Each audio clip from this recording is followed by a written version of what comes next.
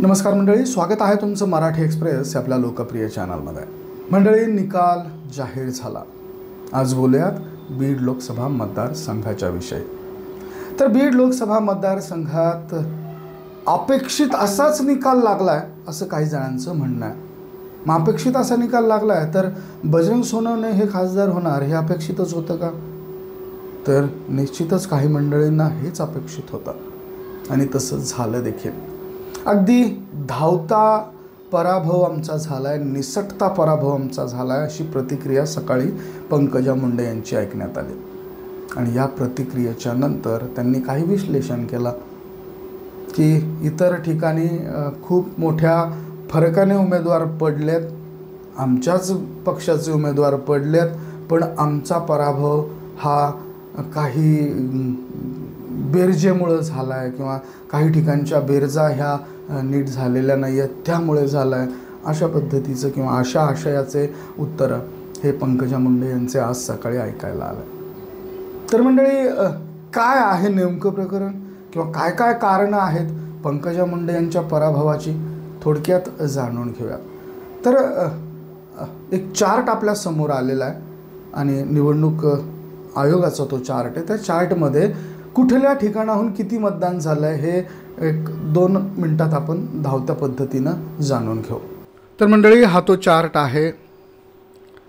विधानसभा निहाय मतदारसंघाचं नाव आणि विधानसभा निहाय कुणाला किती मतदान झाले ते बघूयात।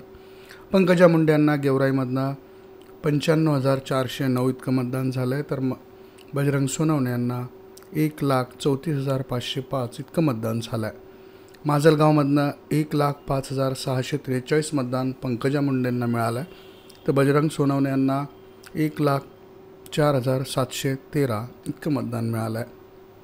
बीड विधानसभा मतदारसंघातून 77,605 पंकजा मुंडे यांना मिळालं आहे, तर 1,39,917 इतकं बजरंग सोनवणे यांना मिळालं आहे।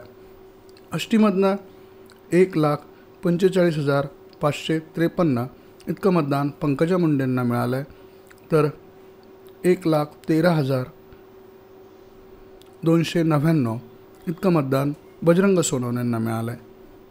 केज विधानसभामधनं 1,09,360 तर बजरंग सोनवणेंना 1,23,158 इतकं मतदान मिळालं आहे। परळीमधनं 1,41,774 पंकजा मुंडेंना तर 66,940 बजरंग सोनवणेंना। पोस्टल मतदान 2,048 पंकजा मुंडेंना मिळालं आहे, तर 1,418 बजरंग सोनवणेंना मिळालं आहे। तर मंडळी, हा चार्ट तुम्ही पाहिला आहे। या चार्टमधनं तुमच्या लक्षात आलं असेल की कुठल्या ठिकाणाहून कसं मतदान हे पंकजा मुंडेंना झालं आहे। आष्टी आणि पाटोदा या या या मतदारसंघामधनं, या विधानसभा मतदारसंघामधनं पंकजा मुंडे यांना लीड मिळालेली आहे। या चार्टमध्ये लीड मिळालेली दिसते आणि हा चार्ट अधिकृत चार्ट आहे। पण खरा गेम, खरा घोळ हा आष्टी आणि पाटोदा मतदारसंघातच झाला, कारण शेवटी ज्या वेळेस काउंटिंग सुरू होतं त्यावेळेस आष्टी आणि पाटोदा या मतदारसंघातल्या पेट्या ह्या निकाली येत होत्या आणि त्यामधनंच जो लीड जे कमी होत गेलं पंकजा मुंडे यांचं, ते लीड या ठिकाणी तुटलं आणि सुरुवातीला 2,200-2,300 मतांनी त्यांचा पराभव होणार असं दिसत असलं तरी निकाल जाहीर झाल्यानंतर साधारणतः 6,000-6,500 हजाराच्या लीडने त्यांचा पराभव झाला असं जाहीर झालं। आता सकाळी ज्यावेळेस त्यांनी जो एक इंटरव्ह्यू दिला आहे त्या इंटरव्ह्यूमध्ये त्यांनी असं सांगितलं की 2,000 ते 2,200-2,300 मतांनी आमचा पराभव झाला आहे। परंतु या ठिकाणी आता निवडणूक आयोगाच्या माध्यमातून जी आकडेवारी जाहीर झालेली आहे त्यामध्ये 6,000-6,500 मतांच्या फरकाने त्यांचा पराभव झाला आहे असं दिसतं आहे। तर या सगळ्या गोष्टींमध्ये धनंजय मुंडे, प्रीतम मुंडे आणि पंकजा मुंडे या ज्यावेळेस सोबत होत्या त्यावेळेस धनंजय मुंडे यांचं एक स्टेटमेंट आलं, आतापर्यंत तुम्ही आम्हाला पाहिलं ना, आता आम्ही तुम्हाला पाहून घेऊ किंवा आम्ही तुम्हाला बघू अशा आशयाचं ते स्टेटमेंट होतं. आता या स्टेटमेंटवरनं आपल्या लक्षात येऊ शकतं की काय परिस्थिती ही बीड लोकसभा मतदारसंघामध्ये झालेली आहे. सगळ्यात सुरुवातीला मुंडेवाडी गाव किंवा इतर जी गावं आहेत त्या गावामधनं काही व्हिडिओ प्रकाशित झाले. त्या व्हिडिओजमधनं समाजावर बहिष्कार टाकण्याच्या गोष्टी झाल्या किंवा काही ठिकाणी बीड जिल्ह्यातच असंख्य ठिकाणी दुकानं तोडण्यात आली. न्हावी समाजाची दुकानं फोडण्याचे व्हिडिओज प्रसिद्ध झाले. रात्री जाऊन दुकानं फोडण्यात आल्याचे व्हिडिओ बातम्या वगैरे प्रसिद्ध झाल्या. तर निश्चितच ही समाजामधली तेढ निर्माण झाल्याचं या ठिकाणी आपल्याला उद्देशाने सांगता येतं.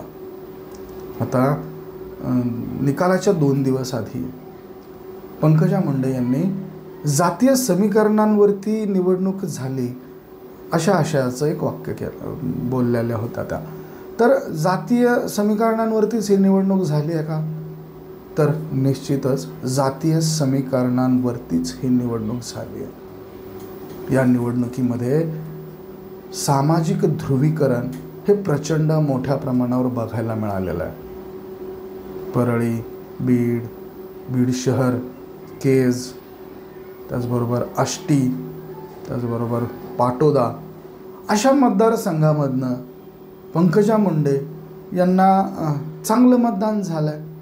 तर गेवराई, माजलगाव या मतदारसंघामधनं बजरंग सोनवणे यांना चांगलं मतदान झालं. शिवाय बीड शहरातनं बजरंग सोनवणे यांना प्रचंड मोठं मतदान झालं. आणि या सगळ्या गोष्टींचं ज्यावेळेस आपण कारणं जर पाहिली तर या कारणांमध्ये काही महत्त्वाच्या सभा देखील आहेत. आता त्यामध्ये देशाचे पंतप्रधान नरेंद्र मोदी यांची जी सभा झाली त्या सभेचा निगेटिव्ह इम्पॅक्ट हा बीड लोकसभा मतदारसंघावरती पडला असं काही विश्लेषकांचं म्हणणं आहे. कारण पंतप्रधानांनी मुस्लिम समाजाच्या विरोधात काही वक्तव्य केल्याचं देखील बोललं जातं. आणि त्या गोष्टीचा राग डोक्यात ठेवून स्वर्गीय गोपीनाथ मुंडे यांनी मुस्लिम समाजाची जी ताकद आपल्याकडे घेतलेली होती ती ताकद 2024च्या निवडणुकीमध्ये हातून निघून गेल्याचं बोललं जातं. आता याला केवळ पंकजा मुंडे आणि त्यांचे भाऊ जबाबदार आहेत का? तर नाही. या सगळ्या गोष्टींना वेगवेगळे कारणं आहेत, वेगवेगळे पैलू आहेत. या पैलूंचा विचार जर आपण केला तर निश्चितच सामाजिक ध्रुवीकरण हे खूप मोठ्या प्रमाणावर इथे बघायला मिळालं. आणि या सामाजिक ध्रुवीकरणाचा मोठा फटका हा विविध नेत्यांना बसला आहे. तसाच फटका हा पंकजा मुंडे यांना देखील बसला.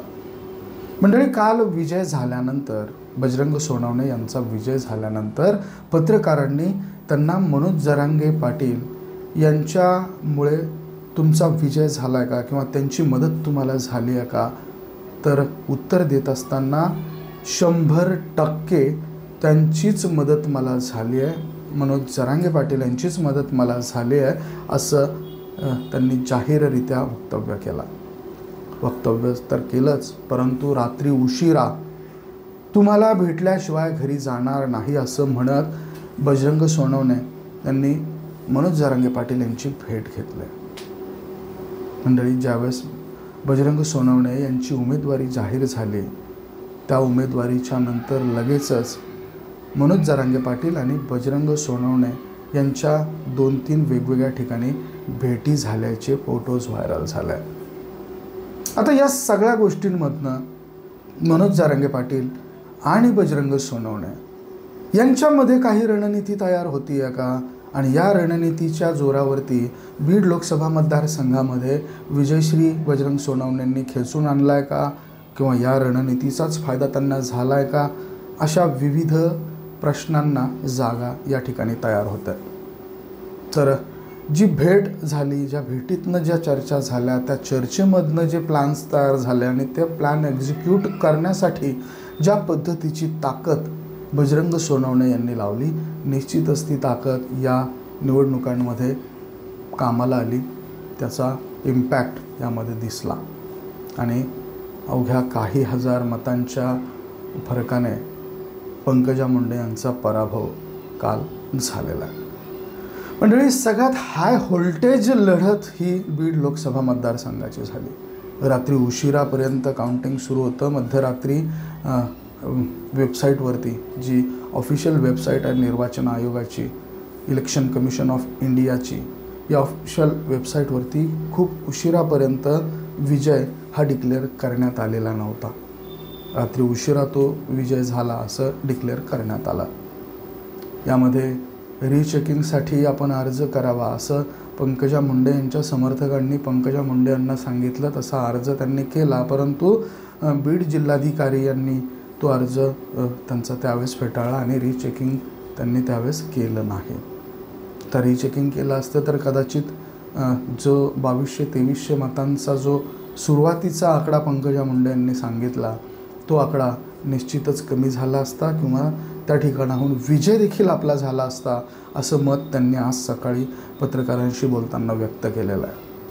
तर या संपूर्ण प्रकारामध्ये आता पंकजा मुंडे यांचा पराभव झालेला आहे हे जरी खरं आहे आणि या गोष्टीला आता कोणीच नाकारू शकत नाही. त्यांचा पराभव हा झालेला आहे आणि या पराभवाचं शल्य तुम्हाला आहे का असं विचारल्यानंतर पंकजा मुंडे यांनी पराभव किंवा विजय हा होतच राहणार आणि अत्यंत चांगल्या पद्धतीनं आम्ही लढलेलो आहोत, जय पराजय होतच असतो अशा पद्धतीचं उत्तर त्यांनी दिलं आहे. परंतु त्यांच्या कार्यकर्त्यांमध्ये एक नाराजीची लाट सध्या पसरलेली आहे आणि निश्चितच ही नाराजीची लाट आता नवीन काम करण्यासाठी किती उभारी यांना मिळते ते पाहणं देखील गरजेचं आहे.